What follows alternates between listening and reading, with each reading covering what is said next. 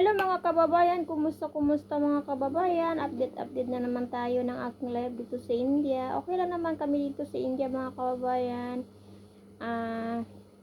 Medyo hindi mainit ngayon, medyo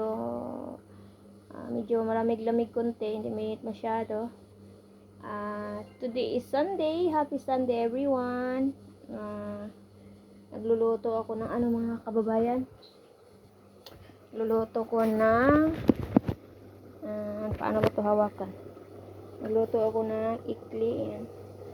Usok pa yung ikli ko. Nagluto ako ng ikli. Ayan.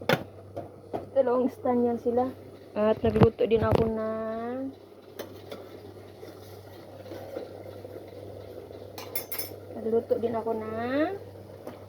chicken curry. Ayan. Nagluto din ako ng chicken curry. Para partner sa ating ikli. Ayan po. Kasi walang pasok ngayon. Kailangan natin lutuan ang ating mga anak ng mga karne para malakas sa mga pangangatawan. Ayun po.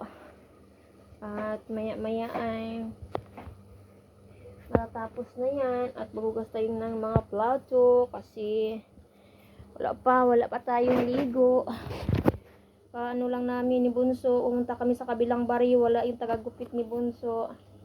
Ewan ko kung saan yung tagagupit niya. Kaya sabi ko sa asawa ko nung last week ako magpagupit, sabi niya asawa mo na ngayon, ngayon na week, ngayon na week wala tagagupit. Ayan, busy yun. Saan sa kanya de naglaro ng ng laptop niya. So, may off na natin yan kasi bawal maglaro, bawal magbabad ng ganyan. Ayan po mga kababayan, update sa ating buhay, sa aming buhay dito sa India. At pasensya na po kayo sa aking mga video. Kunti-kunti lang po talaga ang aking video mga kababayan. Hindi pa talaga tayo nakabili ng bagong phone. Sige lang. Maano lang talaga. Puhon. May awa ang Diyos, makabili din tayo ng bago para maka-edit na tayo ng mga videos sa mga ganap-ganap ng ating buhay dito sa India. Yan po. Sinsya na po talaga kayo at lang yung video ko, yung update lang po ng buhay ko dito sa India. Ayun lang po. Maraming salamat po. Today is Sunday. Bukas is Monday. Pasok ka naman ng mga bata. Ay, naku po. Maluto yung ulam namin mamaya at ikli kakain kami mamaya. Kaya pakainin ko si Bunso. Kumain naman si Bunso. Kumain na yan siya at tanghalian namin yan kasi tanghali na.